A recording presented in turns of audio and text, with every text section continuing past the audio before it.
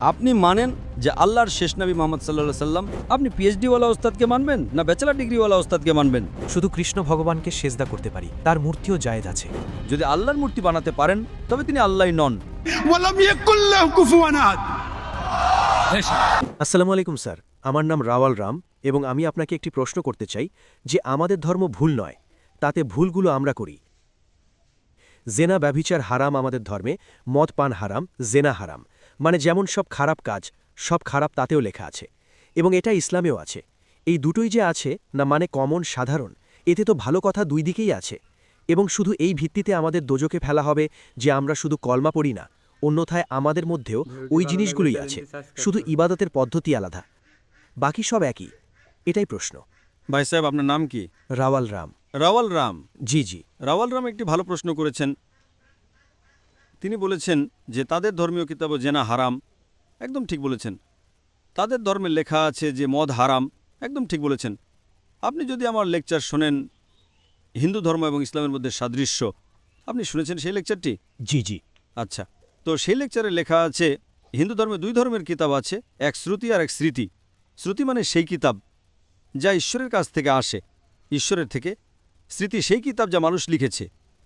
শ্রুতির মধ্যে আসে বেদ এবং উপনিষদ, স্মৃতির মধ্যে আসে মহাভারত, রামায়ণ, ভগবদ গীতা, মনুসংহিতা ইত্যাদি। আপনি যদি পড়েন আপনাদের ছান্দোগ্য উপনিষদ, যেটা শ্রুতি, ছান্দোগ্য উপনিষদ অধ্যায় নম্বর 6, অনুচ্ছেদ নম্বর 2, শ্লোক নম্বর 1, নাকাসিয়া কাসিজা। ভগবান একজনই, দ্বিতীয় কেউ নেই। একদম সঠিক। ভগবান এক, দ্বিতীয় কেউ নেই। একদম সঠিক। আপনাদের কিতাবে লেখা আছে শ্বেতাশ্বেতার উপনিষদ অধ্যায় নম্বর 6, শ্লোক নম্বর 9, নাকাসিয়া কাসিজ জানিতানা পাদিপা। নাকাসিয়া কাসিজ জানিতানা চদিপা। মানে সেই ভগবানের কোনো পিতামাতা নেই, না মা আছে, না বাবা আছে, না বাচ্চা আছে। ঠিক।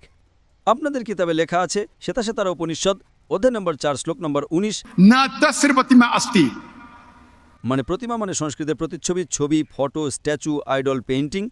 না তস্র প্রতিমা আস্তি।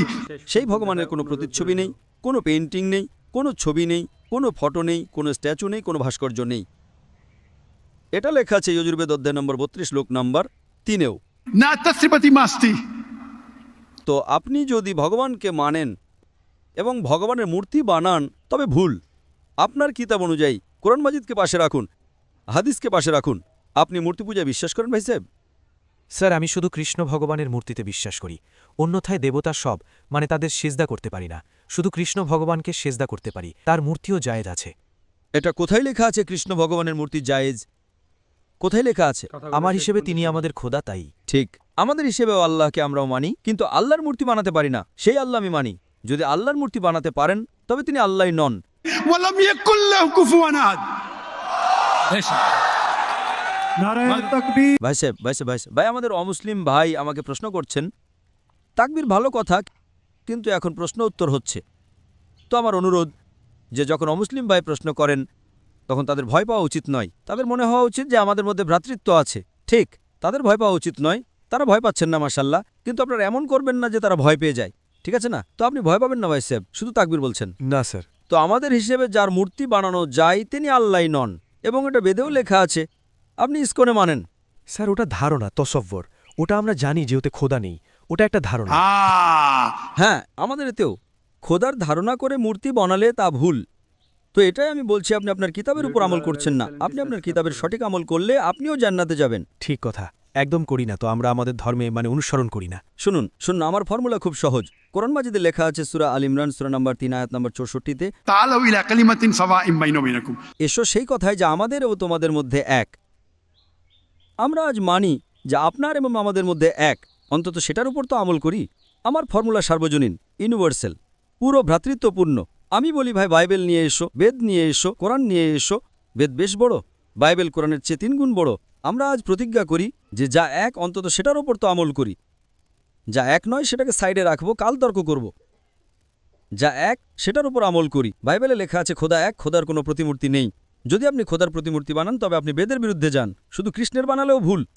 স্যার, ওটা ভগবদ্গীতায় লেখা আছে, তাই। ভগবদ্গীতা স্মৃতি, ভগবদ্গীতা মহাভারতের অংশ, ঠিক কি না? ঠিক। তো মহাভারত একটি স্মৃতি, স্মৃতি শ্রুতির বিরুদ্ধে যেতে পারে না। যদি স্মৃতি এবং শ্রুতির মধ্যে সংঘাত হয় তাহলে আমরা শ্রুতিকে মানব, স্মৃতিকে নয়। বেদ এবং উপনিষদ সবার ওপরে। তো আপনার একজন পিএইচডি টিচার আছেন, তিনি কিছু বলেন, আর একজন ব্যাচেলার আছেন। আপনি পিএইচডিওয়ালা ওস্তাদকে মানবেন না ব্যাচেলার ডিগ্রিওয়ালা ওস্তাদকে মানবেন? কাকে মানবেন? কোন ওস্তাদকে মানবেন? PhD sir. পিএইচডি। তো আপনার পিএইচডি হচ্ছে বেদ। ঠিক। তো যদি আপনি মূর্তি পূজা ছেড়ে দেন এবং আপনার কিতাবে লেখা আছে শেষ পয়গম্বর আসতে চলেছেন, এবং আপনি বেদ পড়বেন এবং পুরাণ পড়বেন, তার মধ্যে অনেক জায়গায় লেখা আছে যে শেষ পয়গম্বর মোহাম্মদ সাল্লাল্লাহু আলাইহি ওয়াসাল্লাম। আপনি যদি কল্কি পুরাণ পড়েন, ভবিষ্য পুরাণও আছে, কল্কি পুরাণ আছে, এবং আপনি আমার লেকচার শুনবেন। আমার একটি লেকচার আছে মোহাম্মদ সাল্লাল্লাহু আলাইহি ওয়াসাল্লামের উল্লেখ হিন্দু ধর্মীয় কিতাবে। সময়ের স্বল্পতার কারণে শুধু আমি ছোট পয়েন্ট বলবো।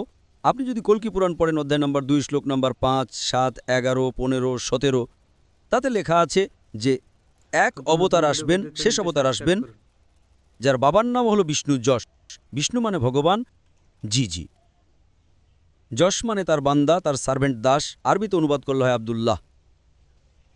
শেষ পয়গম্বর আসবেন যার বাবার নাম আব্দুল্লাহ, তার মায়ের নাম হলো সুমতি। সুমতি সংস্কৃতে মানে আমন, শান্তি। আরবিতে বলবেন আমিনা। মোহাম্মদ সাল্লাল্লাহু আলাইহি ওয়াসাল্লামের মায়ের মান ছিল আমিনা। তিনি জন্মাবেন এক শান্তির শহরে, মক্কায়। সেই শহরের দলের নেতার গোত্রে, কুরাইশ গোত্রে। তার 4 জন ঘনিষ্ঠ বন্ধু থাকবেন। উল্লেখ হচ্ছে খোলাফায়ে রাশেদিনের। এবং মোহাম্মদ সাল্লাল্লাহু আলাইহি ওয়াসাল্লামের উল্লেখ তো অনেক লম্বা, 2 ঘন্টা লেকচার দিতে পারি আমি। ঠিক। তো যদি আপনি নিজের কিতাবকে মানেন, আপনাকে মানতে হবে যে শেষ পয়গম্বর মোহাম্মদ সাল্লাল্লাহু আলাইহি ওয়াসাল্লাম।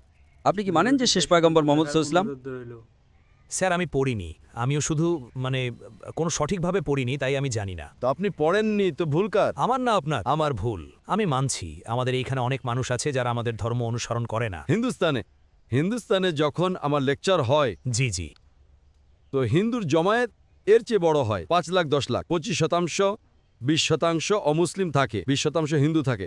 তো 10 লাখের 20% কত হলো? 2 লাখ। এটা 2 লাখের তো জমায়েত নয় না, কারণ হিন্দুস্তানিরা আমাকে ভালোবাসে জি। এবং অমুসলিমরাও ভালোবাসে। ওটা রাজনীতিবিদ যাদের সমস্যা হয়, তাদের ভোট ব্যাংকের সমস্যা।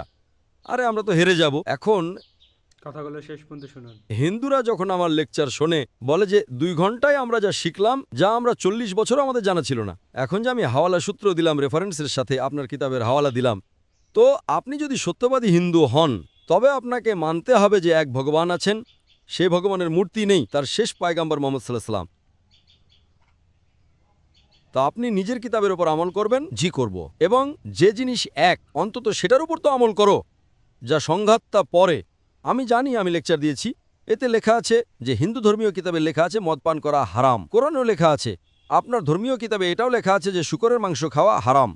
ঠিক। এবং আপনার কিতাব কোরআনের চেয়ে কঠোর। তাতে লেখা আছে যে যদি আপনি শূকরের মাংস বিক্রি করেন, তবে উল্টো পা এবং উল্টো হাত কাটা উচিত। এটা কোথায় হাদিসে লেখা নেই, না কোরআনে লেখা। আপনার ধর্মীয় কিতাব মনুসংহিতায় লেখা আছে যে আপনি উল্টো হাত এবং উল্টো পা কাটো যদি সে শূকরের মাংস বিক্রি করে তবে। ভিডিওটি ঠিক। ভালো লাগলে চ্যানেলটি তো সাবস্ক্রাইব যদি করুন। আপনি সত্যবাদী হিন্দু হন, আপনার ধর্মীয় কিতাব পড়ুন। আপনার ধর্মীয় কিতাবে লেখা আছে যে শেষ পয়গম্বর আসবেন এবং শেষ পয়গাম দেবেন। শেষ পয়গম্বর মোহাম্মদ সাল্লাল্লাহু আলাইহি সাল্লাম, এবং শেষ পয়গাম হলো কোরআন মাজিদ। ঠিক। তো যদি আপনি সত্যবাদী হিন্দু হন, তবে আপনাকে কোরআন মাজিদ এবং মোহাম্মদ সাল্লাল্লাহু আলাইহি সাল্লামের কথা মানতে হবে। আপনি দেখবেন হিন্দুস্তানে হাজার হাজার সংখ্যায় হিন্দু ইসলাম গ্রহণ করেছে। আল্লাহ হেদায়েত দিয়েছেন, আমার কারণে নয়, আল্লাহ তাদের হেদায়েত দিয়েছেন যে আমার লেকচারের পর অনেক লোক জমায়েতে হোক বা ঘরে হোক, আল্লাহ তাদের হেদায়েত দিচ্ছেন। আমি আপনাকে জিজ্ঞাসা করতে চাই, আপনি মানেন যে আল্লাহর শেষ নবী মুহাম্মদ সাল্লাল্লাহু আলাইহি সাল্লাম? স্যার আমাকে এখন দেখতে হবে, গিয়ে পড়তে হবে কিতাব, যদি তাতে থাকে তবে ঠিক আছে। তো আমার আপনার কাছে অনুরোধ যে আপনি আমার ভিডিও ক্যাসেট, জি, হিন্দু ধর্ম এবং ইসলামের মধ্যে সাদৃশ্য দেখুন, জি। এবং ওটা দেখার পর যদি কোনো প্রশ্ন থাকে তবে আমাকে জিজ্ঞাসা করুন। যদি আপনার বিশ্বাস হয় তবে সত্য, তবে আমি আপনাকে দাওয়াত দিচ্ছি যে সত্যের পয়গাম কবুল করুন, এবং ইনশাআল্লাহ এটা আপনার জন্য মুক্তির পথ হবে ইনশাআল্লাহ। আসসালামু আলাইকুম। ভিডিওটি ভালো লাগলে চ্যানেলটি সাবস্ক্রাইব করুন।